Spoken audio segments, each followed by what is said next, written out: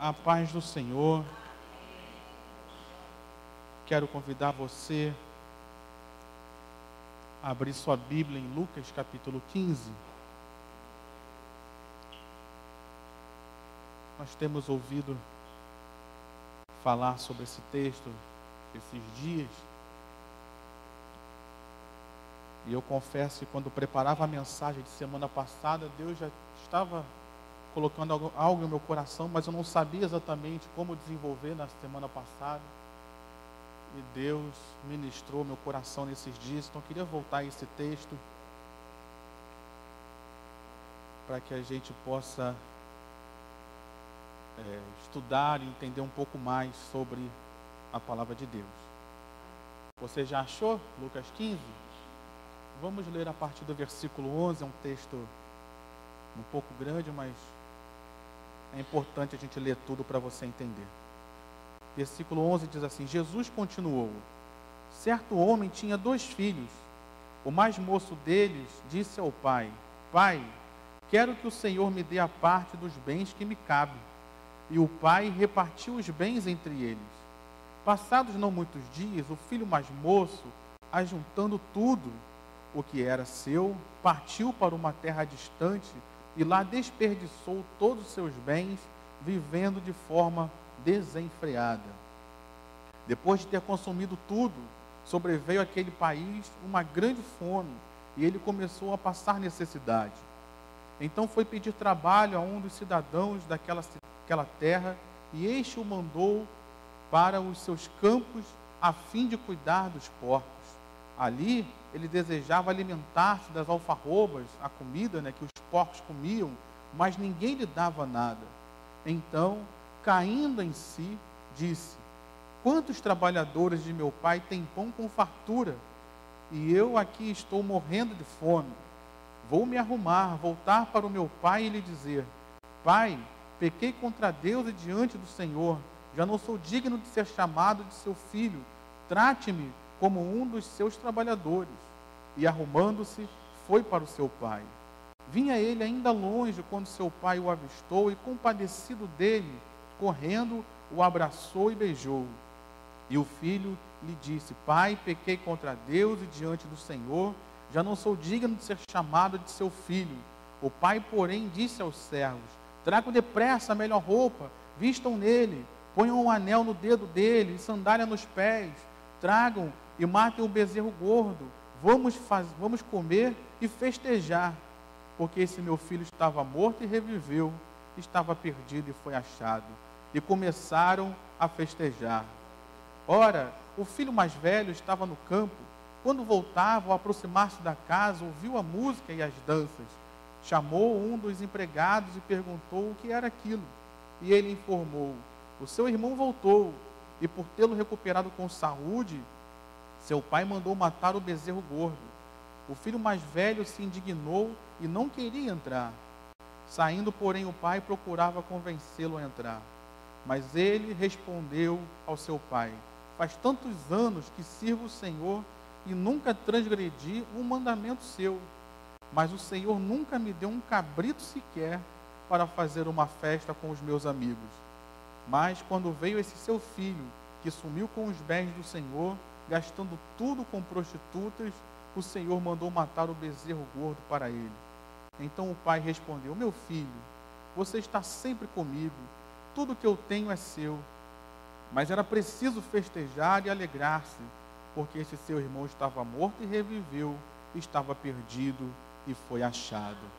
Amém? Feche seus olhos. Pai, nessa noite nós precisamos ouvir a tua voz, nós estamos carentes da tua revelação, e nós te pedimos que o Senhor fale conosco através da tua palavra. Deus, nos ensina, como já foi dito aqui, traz-nos a tua verdade para as nossas vidas nessa noite, para que todos nós saiamos daqui abençoados, na autoridade do teu nome. Toda barreira, todo e qualquer ladrão da palavra, toda e qualquer resistência caia por terra, e a tua palavra seja pregada com total liberdade, para que produza frutos em nós. É o que nós te pedimos e agradecemos, em nome de Jesus. Amém e amém. Muitos de nós, que na nossa vida, nós já tentamos por faltar alguma coisa, nós tentamos compensar essa falta com alguma outra coisa. Ou, às vezes, num excesso que nós temos, nós tentamos compensar esse excesso com alguma outra coisa. Por exemplo, a gente às vezes faz dieta. A gente não, né? Algumas outras pessoas fazem dieta. Eu não faço dieta, outras pessoas fazem dieta. As pessoas que fazem dieta, às vezes um dia ou outro elas exageram, não exageram? Aí o que elas tentam fazer? Compensar. Ah, se hoje eu comer demais, amanhã eu vou comer menos. Ou amanhã eu vou caminhar mais, amanhã eu vou malhar mais na academia. Todos nós, em alguma área da vida, a gente já fez algum tipo de compensação. Às vezes, um filho que faz, às vezes, uma coisa boa, um filho que é bom, e você, às vezes, ele tem uma falta, ele tem uma dificuldade, você tenta compensar aquela falta de um filho com alguma coisa. Por exemplo, a ausência do pai. Quando a família, o pai se ausenta, como foi o caso que o pastor citou aqui, no ofertório de uma mulher que tinha enterrado seu marido, que tinha 3 filhos. Uma mulher, normalmente, quando tem a ausência do pai, seja por que motivo for, ela tenta compensar aquela ausência de alguma forma. Um pai também, que às vezes não é muito presente na vida de um filho, ele tenta compensar essa ausência de alguma forma, às vezes com presentes, às vezes com outras coisas. E às vezes na nossa vida nós fazemos isso. E às vezes na nossa vida isso até dá certo. Mas no reino de Deus, nem sempre essas compensações dão certo. Por isso que eu coloquei o tema de compensação descompensada. Aí eu fui, na minha cabeça, o descompensado é só que não tem a compensação, mas na minha cabeça era só isso. Aí fui procurar no dicionário, descompensado também é um termo médico, eu não sabia. Quando o coração não funciona direito, o coração fica descompensado. Não sei se você já teve experiência de ter pressão alta, por exemplo. Algumas pessoas colocam que quando a pressão fica alta, sua pressão descompensou. E também é um termo da psicologia, eu também não sabia disso. Quando eu fui olhar no dicionário, estava dizendo lá, quando as nossas emoções, elas ficam desequilibradas, os psicólogos também chamam que a nossa emoção ficou descompensada. Então, às vezes nós tentamos compensar na melhor das intenções, mas ao invés de dar tudo certo, a coisa descompensa, a coisa desequilibra, a coisa dá errado. Por que eu estou falando isso? Porque quando nós olhamos para a vida desses 2 jovens, desses 2 filhos, eu volto a dizer aquilo que falei na semana passada, eu entendo que Deus espera que nós tenhamos um pouquinho de um e um pouquinho do outro, porque todos 2 têm virtudes e todos 2 também têm fraquezas e debilidades. E eu queria olhar, seguindo a ordem do texto, para o filho mais novo em primeiro lugar. Me chama a atenção no filho mais novo, não sei se você reparou, por isso eu fiz questão de ler o texto todo. Em nenhum lugar na Bíblia, no texto que lemos, nós vemos que ele se relacionava com pessoas, que tinha amigos, que tinham pessoas próximas, que tinham pessoas que estavam junto a ele. Ele era uma pessoa que tinha um certo relacionamento com o pai, isso nós falamos na semana passada. Ele era próximo do pai. Você percebe que ele chama o pai de pai várias vezes no texto, mas quando a gente olha e vê, ele não se relaciona com outras pessoas. E aí entra aquilo que eu estou falando nessa noite. Às vezes, nós, para compensar a nossa falta de relacionamentos pessoais, nós tentamos investir tudo no nosso relacionamento com Deus. Tem muitas pessoas hoje dentro das igrejas evangélicas que não entendem que o reino de Deus é feito de um relacionamento pessoal com o Pai, mas também é feito de relacionamento com pessoas, com seres humanos de carne e osso. E nós estamos nos esquecendo disso como igreja. Nós estamos esquecendo disso, nós, a igreja da pós-modernidade, a igreja do WhatsApp, a igreja do Facebook, das redes sociais. estamos nos esquecendo que a vida de fé não é feita só de relacionamento com Deus, mas é feita de relacionamentos pessoais também com seres humanos. Esse jovem, você leu aí junto comigo no texto, ele pediu para o seu pai: pai, eu vou pegar tudo que é meu e vou embora. Quer dizer, quero tudo que é meu, e depois de pegar tudo, ele decidiu ir embora. O pastor Roberto falou isso no domingo: cadê a presença do irmão mais velho para falar alguma coisa com ele? Cadê a presença de amigos, querido? Eu tenho um amigo que ele saiu daqui, está lá em Abu Dhabi, onde tem um sheik lá que gosta muito de artes marciais. Esse meu amigo, ele é lutador de jiu-jitsu, então ele foi para lá. Mas quando ele foi, ele falou com os amigos dele: poxa, eu estou indo. Todo mundo pensou, a gente dá ideias, a gente ajuda. Me perdoe trazer um pouco da minha vida aqui também, mas eu fico me imaginando, um amigo meu sai, não diz para onde vai, eu não vou fazer nada, não vou falar nada, não vou intervir. Cadê os amigos desse garoto? Ou cadê os amigos desse garoto para ir junto? Pegar o exemplo aqui do Neymar. Neymar, cheio da grana, ele pega e paga passagem para todo mundo ir lá para a Europa com ele. Cadê os amigos desse menino? Ninguém se propôs a ir com ele. Não vou contigo para a gente gastar esse dinheiro, para a gente curtir. Ninguém decidiu ir com ele. E aí você presta atenção que ele vai para lá e mesmo com dinheiro, ele não consegue fazer amigos, perde o dinheiro, também não faz amigos. É uma pessoa que o texto, pelo menos, nos dá a entender que tem uma grande dificuldade de relacionamentos pessoais. E aqui, queridos, todos nós podemos ter isso. Todos nós, em alguma área, algum tipo de pessoa, nós temos alguma dificuldade de nos relacionarmos. E aí a gente quer investir tudo em Deus, se esquecendo que o reino de Deus, como vou relembrar isso aqui, o pastor Roberto falou muito sobre isso, nós estamos numa cruz em que na arte vertical é o nosso relacionamento com Deus, com o Pai, mas na haste horizontal é o nosso relacionamento com as pessoas, com os irmãos da igreja. Queridos, muitas coisas acontecem de bênção nas nossas vidas, não é só vindo da parte direta de Deus, não. É Deus usando as pessoas para nos abençoar. Muitos pecados que nós somos libertos de cometer, porque Deus usa pessoas para nos ajudar, para estarem ao nosso lado, para nos consolar. Muitos momentos difíceis da vida que nós temos uma grande dificuldade de transpor, são as pessoas ao nosso lado que Deus usa, como diz o próprio Salmo, que Deus está entre aqueles que nos ajudam. Então é Deus quem usa pessoas para nos abençoar. Então nós, a geração pós-moderna, nós não podemos negligenciar o convívio pessoal. E trazendo isso como desculpa de só servir a Deus, só buscar a Deus, só se relacionar com Deus. Se nós olharmos, a Igreja Católica cometeu um grande erro por causa disso.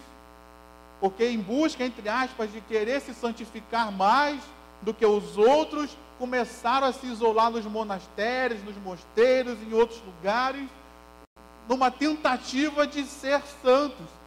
Mas nisso, eles negligenciaram completamente o convívio pessoal, a amizade. E isso trouxe uma grande destruição para a vida daqueles homens que estavam, e mulheres que estavam ali enclausurados. Nessa noite, meu irmão, eu quero trazer uma palavra de Deus para a sua vida, uma palavra de verdade para você. E a verdade é que Deus criou o ser humano para viver em conjunto, Deus criou o ser humano para viver em grupo. Então, se tem alguma coisa que está tentando te isolar, não use essa desculpa, isso é uma desculpa esfarrapada, que o diabo está às vezes colocando na sua mente: não busca a Deus, só adora a Deus, que isso resolve. Não, não resolve não, meu irmão, porque o próprio Senhor Jesus, ele buscava a Deus, ele adorava a Deus, mas Jesus tinha amigos, Jesus tinha discípulos, Jesus tinha família, ele estava junto dos seus, ele participava, ele congregava, ele ia à sinagoga. O próprio Senhor Jesus, o Deus soberano, não se contentou só em se relacionar com o Pai, ele também se relacionou com as pessoas do seu tempo. As pessoas daquele tempo eram melhores do que as de hoje? Também tinham fraquezas e falhas iguais a nós. Mas Jesus não deixou que essa situação, que essas fraquezas afastassem ele das pessoas. Tem pessoas que têm fraquezas hoje perto de você? Tem. Mas eu vou deixar de me relacionar com pessoas por causa disso? Não. Então nós vemos, em primeiro lugar, na vida desse filho mais moço, que ele dedicou toda a sua vida para se relacionar com o pai. Mas não se esforçou nem um pouco para lidar com as pessoas que estavam ao seu redor. Seu irmão, amigos, os próprios funcionários da casa. Ele não se dedicou a isso. Em contrapartida, o filho mais velho, nós vemos um comportamento diferente. Por isso eu fiz questão de ler o texto. Você viu aí que ele descreve que ele tinha amigos. Ele reclamou com o pai: poxa, o senhor não me deu nem um cabrito para eu celebrar com os meus amigos. Então era um homem, um jovem que tinha um certo relacionamento pessoal. E a Bíblia chamar de amigos, então, era um relacionamento até mais profundo, não era algo só superficial de dizer oi, oi, boa tarde, mas era um conhecimento mais profundo, um conhecimento que você quer estar junto, que você quer festejar junto. Mostra que ele tinha um certo conhecimento até dos funcionários da casa do seu pai. O funcionário reconheceu ele, tratou ele com uma certa dignidade. Então nós vemos que o outro filho, ele tinha um comportamento diferente. Ele lidava bem com as pessoas. Ele lidava bem com o convívio social, tinha até amigos. Talvez esses amigos até o ajudaram a não fazer a mesma besteira que o irmão mais novo fez, não sei. Mas a Bíblia me mostra que ele tinha relacionamentos pessoais. Em contrapartida, o problema do filho mais velho é que ele tinha um problema de relacionamento com o pai. E aí eu entro naquilo que é exatamente o contrário. Muitas pessoas hoje só se dedicam a relacionamentos pessoais. Muitas pessoas hoje se envolvem muito até com as coisas da igreja, do ministério da igreja, da obra da igreja, mas se esquecem de investir também no seu relacionamento pessoal com Deus. Se esquecem que a vida espiritual começa de uma comunhão com Deus. Se esquecem que tudo aquilo que Deus tem para nós começa nele. E isso, querido, é um grande erro. Todos os dois filhos aqui estavam errados. Um porque se dedicou demais em buscar ao pai, se esquecendo dos relacionamentos pessoais. O outro porque se dedicou demais com o envolvimento no trabalho, o envolvimento na obra, o envolvimento com pessoas, mas se esqueceu de buscar em Deus, de buscar o pai, de ter um relacionamento curado e restaurado com o pai. Nós temos essa tendência de compensar, querido. E normalmente nós fazemos essas duas coisas. Quando nós somos frustrados com pessoas, a nossa tendência é: não, eu vou me dedicar, eu vou orar, eu vou jejuar, eu vou estar nos cultos, mas eu vou no culto, se o pastor falar, diga para o irmão que está do seu lado, eu vou querer bater naquele pastor. Está amarrado isso, faz até oração contrária. Em contrapartida, quando nós estamos com birra com Deus, quando nós estamos estremecidos com Deus, nós dedicamos muito mais a nossa vida, o nosso esforço nas coisas de Deus, na casa de Deus, no serviço de Deus, na obra de Deus, com pessoas, para compensar o nosso distanciamento de Deus. E aqui, queridos, são duas situações que descompensam a nossa vida. Tiram a nossa vida do equilíbrio, tiram a nossa vida da estabilidade, tiram a nossa vida da bênção que Deus tem para nós. Se nós olharmos, qual a vida dos filhos aqui que foi abençoada? Estou fazendo uma pergunta. Qual a vida dos filhos aqui que foi abençoada? Quem se arrisca a responder? Nenhuma das duas. Porque o outro investiu só com o relacionamento com o pai. pediu suas coisas e foi embora. Foi parar junto aos porcos. Deu certo a vida dele? Não. O outro filho, eu fui ler uma outra versão, achei interessante, que nessa versão aqui diz que ele servia ao pai sempre. Numa outra versão, ele se colocava quase como um escravo, ou sirva ao Senhor como um escravo. Ou seja, apesar de ter relacionamentos pessoais, ele se sentia um escravo dentro da própria casa dele. Então nós vemos que tanto um quanto o outro padeceram e sofreram por não equilibrar os seus relacionamentos. Todos dois sofreram. Todos dois padeceram. Nessa noite, querido, talvez nós estejamos aqui semelhantes a algum desses dois. Talvez você esteja se dedicando demais em buscar a presença de Deus, em se dedicando em estudar a palavra. Tudo isso é válido, tudo isso é importante, tudo isso deve ser feito, mas sem abdicar do seu relacionamento pessoal, sem esquecer de que pessoas também são importantes. O nosso maior mandamento que o Senhor Jesus nos deixou, ele depende de pessoas para ser exercido, praticado. Amar a Deus acima de todas as coisas e aos próximos como a ti mesmo. E é interessante que lá na frente, na primeira carta de João, João nos dá uma revelação. Porque às vezes nós queremos colocar, não, eu amo a Deus, eu amo a Deus, eu amo a Deus. E João, o apóstolo do amor, nos dá uma grande revelação. Ele diz: como é que você pode dizer que ama a Deus que você não vê, se você não ama o seu irmão a quem você vê? Ou seja, a prática do amor a Deus, ele se manifesta no amor entre nós. Amém? Nós não podemos ser uma igreja descompensada, querido. Nós não podemos ser uma igreja que investe só numa coisa em Deus e esquece das pessoas. Nós não podemos ser uma igreja que investe só em pessoas e se esquece de Deus. Não, querido. Nós precisamos ser uma igreja que faz aquilo que é certo, que age nas duas áreas, que cuida das duas áreas, que se dedica tanto em buscar a Deus, em ler a sua palavra, em estudar a palavra, em orar, em se consagrar, em jejuar.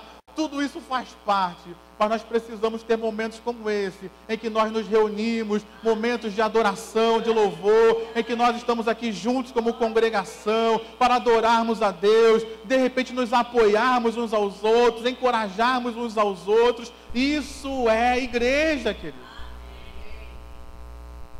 E uma coisa que eu preciso dizer, que eu acho importante, é que precisamos de igreja, querido. Porque tem verdades que nós nunca falaremos para nós mesmos. Muitas vezes, eu já falei isso aqui, quero repetir, muitas vezes nós desvalorizamos a igreja porque nós queremos seguir o nosso próprio caminho. Então, quando eu me isolo, eu faço aquilo que eu quero. Quando eu me afasto de Deus, eu faço aquilo que eu quero. E você já fez isso consigo mesmo, não é com os outros não, com você mesmo. Quantas vezes nós, e eu me incluo nisso, quantas vezes nós justificamos os nossos próprios pecados? Quem nunca fez isso? Eu sou o primeiro a levantar a mão. Não, isso aí não é bem assim não. Não, eu vou fazer isso aqui, mas Deus entende as minhas fraquezas. Você nunca fez isso não, mas eu já fiz. E aí nós precisamos vir num culto, nós precisamos estar na congregação, que aí chega aqui um pastor, chega um pregador, às vezes você está ali no corredor, chega um irmão que nem sabe da sua vida, e ele começa a contar uma situação que confronta diretamente seu pecado, e é Deus dizendo para você: ei, você não se pastoreia não, eu sou o pastor da sua vida, você precisa ser confrontado com seus pecados, com seus erros, então para de se isolar, para de fugir das situações, e deixa Deus te convencer, te libertar, te curar e te restaurar, meu irmão, te restaurar, minha irmã. Então nós, queridos, temos que estar juntos. Nós temos que estar em comunhão com Deus. E aqui eu queria, rapidamente, que a gente pensasse, o que dificulta o nosso relacionamento com pessoas e com Deus. No caso, as duas primeiras abrangem tanto o relacionamento pessoal com pessoas, quanto o nosso relacionamento com Deus. A primeira grande coisa, na minha opinião, e que eu queria falar aqui nessa noite, que atrapalha o nosso relacionamento com pessoas e com Deus, é a soberba, é o orgulho, é a altivez. Sabe por que muitas vezes nós rejeitamos pessoas? Porque na nossa cabeça a gente pensa, eu sou autossuficiente, eu não preciso delas. Por que nós rejeitamos muitas vezes a igreja? Que é o que o movimento dos desigrejados tem feito. Não precisa de igreja hoje, não precisa de pastor. O que está por trás disso? Um orgulho e uma soberba. Eu não preciso da igreja. Eu não preciso de pastor. Eu não preciso de ninguém. Eu sou autossuficiente. Quem foi que começou com essa história mesmo de que eu sou bom? Eu estou acima de tudo, eu colocarei o meu trono acima das outras estrelas, junto ao trono de Deus. Foi Lúcifer, não foi? Ele não começou nem a subir e já caiu. Esse que é um dos principais motivos de hoje as pessoas estarem afastadas. Esse é um dos principais motivos hoje da igreja não se envolver com outras pessoas. Nós nos esquecemos que a igreja é um organismo interdependente, ou seja, eu preciso de você, você precisa de mim. Então esse pensamento de soberba, de autossuficiência não pode existir entre nós, porque nós precisamos e dependemos uns dos outros. Quando aquele filho mais novo pensou, vou pegar tudo aquilo que é meu, preste atenção, até frisei na leitura, eu vou pegar tudo. Ou seja, ele não deixou nada, o plano dele não era voltar. Tudo aquilo que era dele, ele pegou como que dizendo, eu não preciso do meu pai, do meu irmão, da minha família, e nem de ninguém para mais nada. Eu tomo as minhas próprias decisões. Na hora que tudo faltou, na hora que ele sentiu fome. E é bom, é maravilhoso a gente estudar a palavra de Deus, né? Porque o texto diz que ele desejou comer as alfarrobas dos porcos. Sabe por que ele não comeu? Porque aquele é um alimento que o ser humano não pode comer, o nosso organismo não digere. Foi só por isso que ele não comeu, porque se o organismo aceitasse, ele tinha brigado lá, empurrado os porcos para comer a comida dos porcos. Na hora que faltou tudo, ele lembrou, eu dependo de Deus, eu dependo do meu pai, eu preciso do meu pai. São situações assim na nossa vida que às vezes Deus permite, querido. Talvez você esteja enfrentando a situação mais difícil da sua vida. Talvez você esteja como Jonas. Jonas tentou fugir da presença de Deus, tentou até dar cabo da sua própria vida. Não me joga no mar aí que essa fúria vai acabar. Mas quando ele chegou e foi pego pelo ventre, foi pego pelo peixe, foi parar no ventre do peixe, que ele se lembrou de Deus, falou, aquilo que eu votei, eu pagarei. Quando a consciência veio ao coração dele, Deus fez com que o peixe o despejasse no mar, na praia, para que ele voltasse a seguir o seu caminho. Tem situações nas nossas vidas, de ventre de peixe, de vontade de comer as alfarrobas dos porcos, que vem na nossa vida para que a gente entenda que a gente precisa de pessoas. A gente precisa de Deus. Nós dependemos uns dos outros, nós precisamos uns dos outros. Às vezes tem pessoas que Deus leva, quando digo leva, falo levar mesmo para o céu. E aí a gente percebe como aquela irmã fazia falta na igreja, como aquele irmão fazia falta na igreja. E aí a gente lembra, poxa, às vezes eu critiquei tanto o irmão, dizer que ele não prestava, dizer que ele isso, dizer que ele aquilo. Mas como ele faz falta hoje? Como eu sinto falta daquele irmão que atrapalhava o culto. Hoje, Sinto falta dele, ele não está mais aqui. Cadê o irmão? Precisamos uns dos outros, querido. E para entender isso, nós precisamos abrir mão da nossa soberba, do nosso orgulho. Tem situações que Deus permite na nossa vida exatamente para isso, para quebrar o nosso orgulho, quebrar a nossa autossuficiência, para que a gente entenda que a gente não é maior do que o outro, a gente não é melhor do que o outro. Você não é mais especial, que tem um ministério super espiritual, que todos da igreja têm que te servir. Não, meu irmão. Só tem um aqui que todos têm que servir, é Jesus. Amém? Às vezes a gente quer trazer um orgulho sobre nós. Não, eu sou muito espiritual, o pastor tem que me servir, todo mundo tem que me ajudar, porque eu sou muito ungido, eu sou muito chamado. Baixa um pouco essa bola, meu irmão. Baixa um pouco essa bola. Com todo respeito, você é uma bênção, mas você não é isso tudo, não. Com todo respeito, você não é isso tudo, não. Vamos entender, querido, que nós precisamos uns dos outros. Até aquele irmão mais fraco, que é mais problemático, precisamos dele também. Porque muitas vezes ele é quem Deus está usando para exercitar a nossa graça, o nosso perdão, a nossa misericórdia. Ele não está aqui sem função, querido. Se você entende aquilo que nós temos ouvido aqui durante anos, que Deus tem um propósito com a sua vida. Se Deus tem um propósito com a minha vida, com a sua vida, Deus tem um propósito com a vida desse irmãozinho também, que é o mais fraco. E se Deus tem um propósito com a vida dele nesse lugar, precisamos dele também, mesmo com as deficiências e fraquezas que ele possa ter.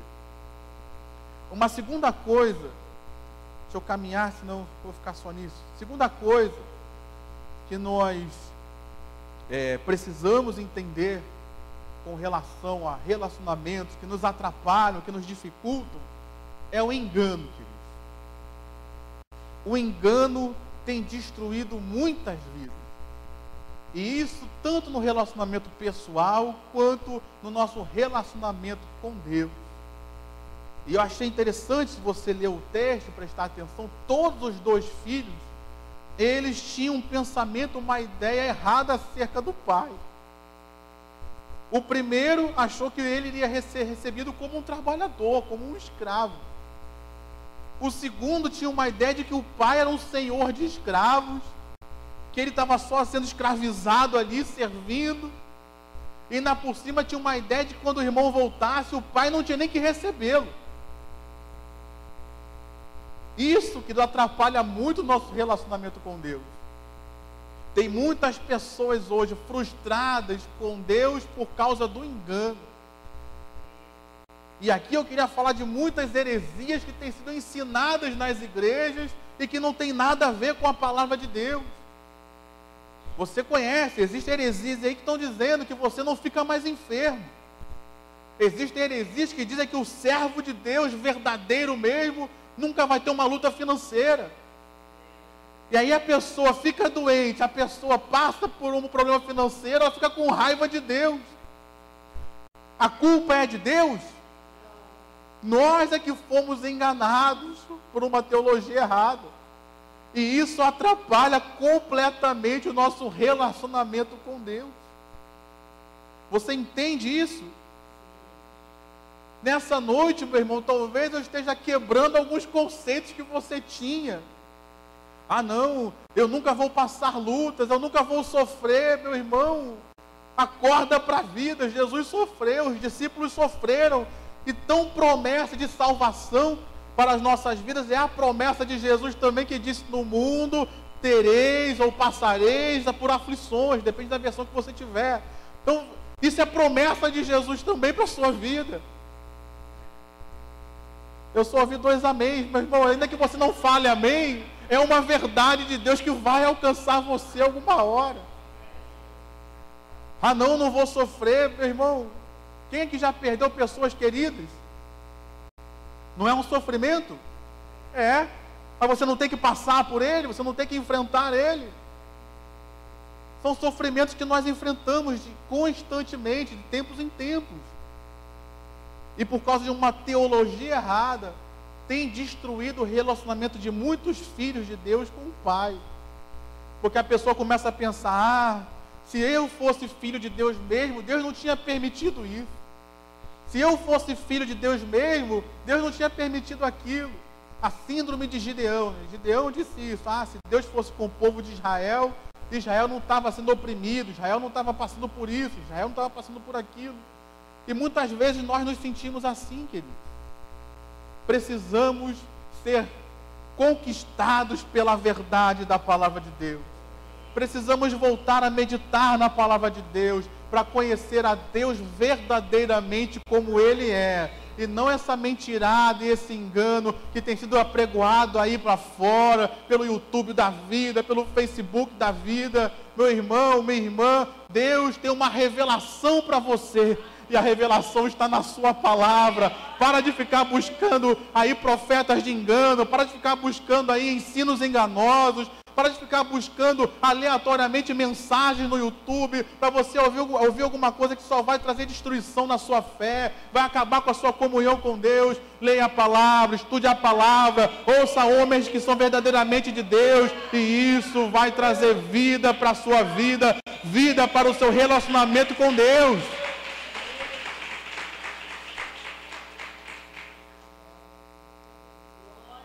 Amém? Então essa questão do engano, ela trata das duas coisas, tanto no engano pessoal, quanto no engano com Deus. O diabo tem enganado muitas pessoas com isso, e tem feito pessoas sofrerem e padecerem. Mas no caso de pessoas, eu acho interessante eu falar que muitas vezes o que nos atrapalha no nosso relacionamento pessoal é o nosso temperamento. E aqui eu não quero qualificar qual é o temperamento melhor ou pior, porque todos os temperamentos têm coisas boas e têm coisas ruins. Mas o que eu quero qualificar aqui é o seu esforço, o meu esforço, em lutar contra o nosso temperamento para fazer aquilo que é certo. Se você é uma pessoa mais tímida, lute contra o seu temperamento e faça aquilo que é certo, se aproxime das pessoas. Tem pessoas que se isolam e querem que todos venham a ela, que todos façam. Peraí, meu irmão. Aí o relacionamento é uma via de mão dupla, você tem que se aproximar também. Se as pessoas falam com você, mas você nunca responde, você não pode reclamar quando as pessoas de repente se afastam. Temos que lutar contra isso, querido. Talvez você tenha chegado na igreja e o seu comportamento era um comportamento totalmente antissocial. E isso acontece. Como diziam na minha época lá, a gíria lá de onde eu moro, a gente sempre dizia, fulano é bicho do mato. Ninguém chega perto. Talvez você tenha sido uma pessoa assim, querido. E eu não estou aqui para te criticar ou te julgar de nenhuma forma. O Senhor Jesus te recebe do jeito que você veio, recebeu a todos nós assim. Mas chegando aqui, existe uma responsabilidade nossa em deixar Deus tratar o nosso temperamento. Existe uma responsabilidade nossa em não continuar vivendo dessa mesma forma.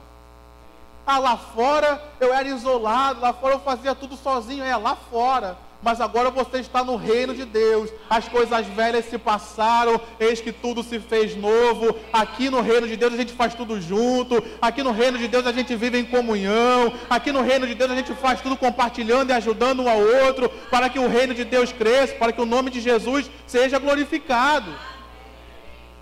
Então exige uma responsabilidade sua. Existe uma responsabilidade minha. E aqui, mais uma vez, me perdoe usar o meu exemplo pessoal. Eu ainda sou muito tímido. Mas em vista do que eu era, eu melhorei muito. Falar em público para mim, por exemplo, era uma coisa inimaginável. Mas eu luto contra isso diariamente. Vamos fazer churrasco dos homens. O velho Rafael pensou o quê? Fica em casa, pô. Vai lá, que depois se tornou o churrasco da família, de todo mundo, fica em casa. E para quê? Vai lá para quê? Churrasco, você vai lá na churrascaria, compra o seu churrasco lá e paga e come churrasco à vontade. Mas e a comunhão com os irmãos? E eu hoje tenho um problema muito sério. Porque aqui, como pastor, eu subo aqui e dou os anúncios. E o problema é muito sério porque eu chego aqui e anuncio para o irmão, não vai lá para ter comunhão com os irmãos, para você participar. É importante a comunhão entre os irmãos. Aí os varões chegam lá no churrasco, cadê o pastor que estava falando que era importante? Ah, o pastor não veio. Pô. É uma coisa que eu sempre falo, eu tenho que viver aquilo que eu prego. E tenho que pregar aquilo que eu vivo. Então nós estamos presos, enredados pela nossa palavra. Eu ensinei isso no curso Raízes, quando falei sobre evangelismo. Então são coisas que a gente tem que fazer, se esforçar, participar, estar junto, para vencer o seu temperamento difícil. Minha vontade era de chegar na igreja, quando eu cheguei aqui, e não falar com ninguém. O que Deus fez comigo? Rafael, você vai chegar na igreja e você vai cumprimentar todo mundo. Eu falei, não, aí não. Aí não, pai. Deus quebrando as fraquezas do meu temperamento. E eu chegava aqui, eu cumprimentava o introdutor, eu cumprimentava o irmão que estava lá fora, o intercessor que estava no caderno. Estava sendo liberto, querido. E esse costume eu mantenho até hoje. Hoje, você perceber, quando eu chego, eu falo com os diáconos, eu falo com os introdutores. Deus, não, isso aí é uma coisa minha, tá? Aí, você com Deus é outra coisa. Eu tô falando, Deus fez comigo, é a minha experiência pessoal. Não estou dizendo que você tem que chegar e falar com todo mundo. Talvez seu temperamento seja outro, tenha que lidar de outras situações. Mas comigo Deus fez assim. E eu tive que me submeter a esse tratamento, querido. Tem muitas pessoas que dizem, eu sou tímido, então não vou falar com ninguém na igreja. Eu sou assim, então não vou fazer isso, então não vou participar. Hoje em dia, então, que tem assim, muito ensino sobre liderança, tem alguns irmãos aí que tem um temperamento mais forte e pensa, eu só participo do ministério se eu for o líder. Meu irmão, baixa um pouquinho a bola, deixa Deus tratar nesse temperamento aí. Você pode ser muito bom, você pode se comunicar muito bem, mas em questão de liderança na igreja não é só comunicação e temperamento que conta, meu irmão. Tem outras coisas que contam também. E a gente precisa ser humilde, estar ali junto, talvez um irmão que não seja tão expansivo quanto você, mas que está ali porque Deus o colocou. Deixa Deus tratar o teu temperamento, meu irmão, e não se afaste de pessoas. Uma outra coisa que eu acho... Me perdoa, meu irmão. Depois o irmão reclama com Deus. Uma outra coisa importante que nos atrapalha no nosso relacionamento pessoal são frustrações anteriores. Que muitas vezes não foram tratadas. Então existe ainda uma mágoa, existe ainda um ressentimento. E aí eu queria pegar aqui posições, vamos colocar assim. Porque muitas vezes um pastor te frustrou. E aí você fica na sua mente que todo pastor vai frustrar você. Você fica frustrado não somente com a pessoa, pastor, que te frustrou, mas com a função, com o cargo, com a posição de pastor.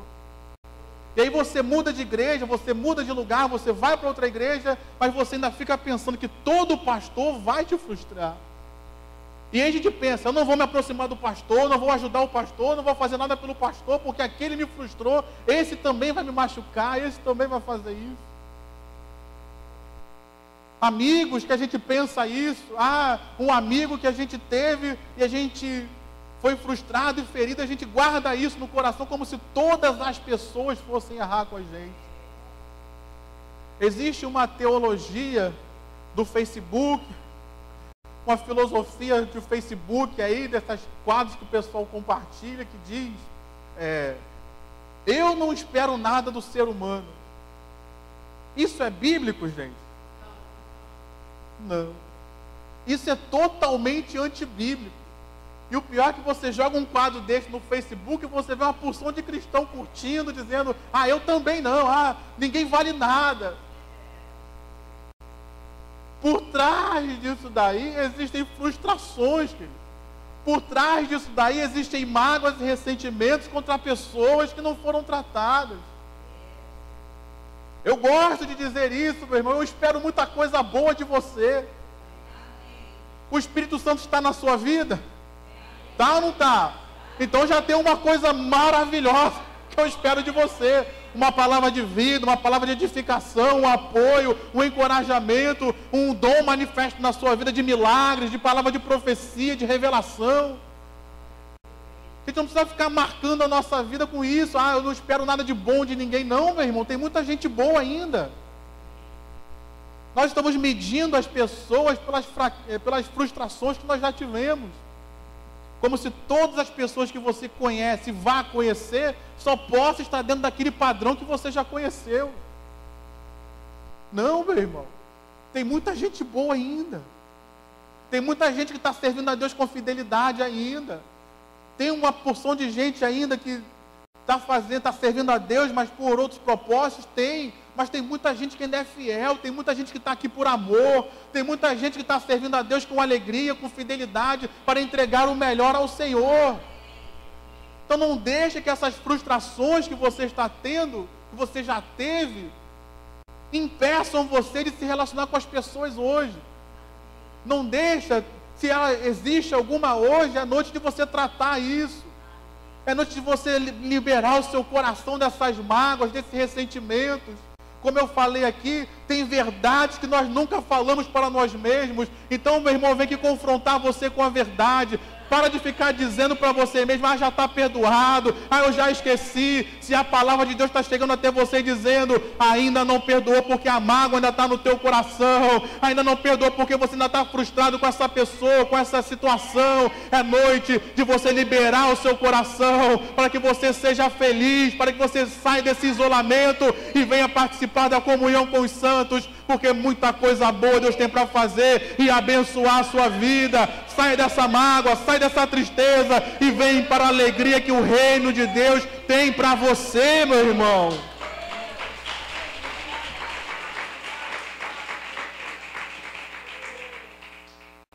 Deixa ocorrer uma outra coisa importante. Por que nós não nos relacionamos com pessoas? Excesso de expectativas. Às vezes nós colocamos uma expectativa nas pessoas que é impossível delas suprirem. Então muitas vezes ficamos frustrados com as pessoas, não foi porque elas erraram e pecaram contra nós, mas foi porque nós colocamos sobre elas uma expectativa impossível delas suprir. Quer que eu te dê um exemplo? Pai, Deus, a pessoa vai orar, Senhor, vou colocar no meu caso, sou homem. Senhor, me dá uma esposa que venha me fazer feliz. É possível uma pessoa fazer você feliz? Você está colocando uma expectativa sobre uma pessoa que só Deus, o Senhor, pode fazer na sua vida. Então nós colocamos uma expectativa em algo que é impossível da pessoa cumprir. Aí a gente casa, não é feliz e coloca a culpa em quem? Na pessoa. Ela tinha alguma chance de fazer você feliz? Às vezes colocamos expectativas sobre o pastor, achando que o pastor tem que fazer tudo, querido. Agora preste atenção só com os irmãos que nós temos aqui hoje. Nós só temos 3 pastores aqui nessa igreja. Se nós tivermos que fazer tudo que todos os membros dessa igreja pensam que nós temos que fazer, a gente não vai fazer nada.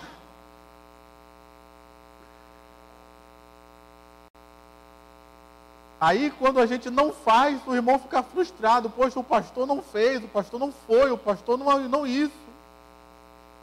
Irmãos, somos seres humanos limitados pela nossa carnalidade, limitados pelo tempo, pelo espaço.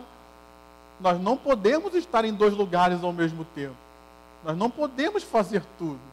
Nós também ficamos doentes, também ficamos cansados, também desanimamos, também temos que enfrentar as nossas próprias lutas interiores.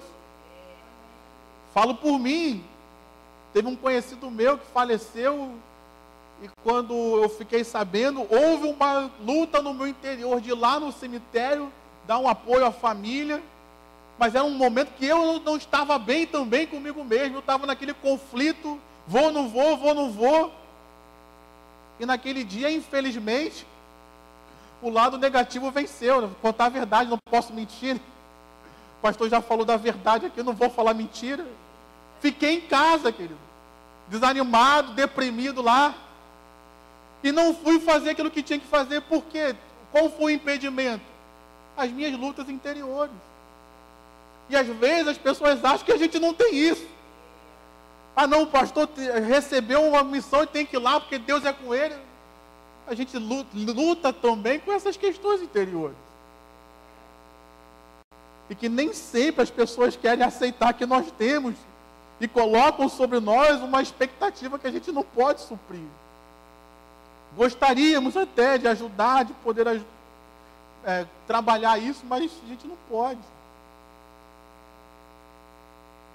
Por isso, muitas pessoas estão frustradas, queridos, e não se relacionam. O problema não é você se relacionar com as pessoas. O problema não é que todas as pessoas não esperam nada das pessoas. O problema não é esse. O problema é que muitas vezes nós estamos esperando coisas das pessoas que elas nunca poderão nos dar. Talvez temos que diminuir um pouco as nossas expectativas com relação às pessoas, mas não esperar o mal delas. Você entende isso? Eu não estou esperando o mal das pessoas, eu apenas diminuir as minhas expectativas de uma forma que a pessoa possa suprir aquilo que eu estou esperando dela. Para eu terminar, a última coisa, e essa só tem a ver com Deus, que tem atrapalhado muito o nosso relacionamento, é a incredulidade, queridos. Muitas pessoas hoje não se relacionam bem com Deus por causa da incredulidade. E aí eu sou obrigado a lembrar de Hebreus capítulo 11, versículo 6, que diz que sem fé é impossível agradar a Deus. Então, muitas pessoas hoje, o problema delas com Deus, sabe o que é? Incredulidade. No caso aqui desse filho mais velho, ele não acreditou que a graça que Deus poderia, que o pai poderia manifestar graça sobre a vida daquele filho e fazer aquilo que é certo, que era receber o filho de volta. Muitos de nós hoje não estamos confiando em Deus, de que Deus está nos dando a direção certa. E por isso nosso relacionamento estremece. Deus nos fala uma coisa e a gente pensa, não pode ser isso de Deus não. E fica triste com Deus, fica com raiva de Deus, porque Deus permitiu alguma coisa na sua vida, Deus fez algo que você não esperava, Deus te dirigiu por uma direção que você não queria. E o que a gente pensa? Deus não sabe o que está fazendo. Ou seja, deixamos de confiar em Deus para seguir o nosso próprio rumo. E ficamos com raiva de Deus, porque Deus fez diferente de nós. Nessa noite, eu quero te encorajar, você, querido, voltar a crer em Deus. Voltar a crer que Deus está no controle da sua vida. Voltar a crer de que Deus não perdeu os olhos da sua vida. Talvez você chegou aqui com raiva de Deus, porque Deus permitiu certas coisas na sua vida. Eu quero te dizer, meu irmão, que Deus sabia o que estava fazendo no passado. Deus sabe o que está fazendo na sua vida hoje. E Ele sabe para onde vai te levar. O convite dele para todos nós nessa noite ainda é: venham, volte a confiar em mim, eu sei o que eu estou fazendo na sua vida, eu sei porque eu permiti acontecer o que aconteceu, eu sei porque eu permiti acontecer o que está acontecendo, mas eu não perdi a mão na sua vida, eu não perdi o controle na sua vida. Eu só espero que você jogue a incredulidade fora e volte a confiar totalmente em mim, porque eu ainda vou fazer você muito feliz, eu ainda vou te tirar dessa situação e você ainda vai se alegrar com a vitória que eu vou manifestar na sua vida. Mas creia em mim, diz o Senhor.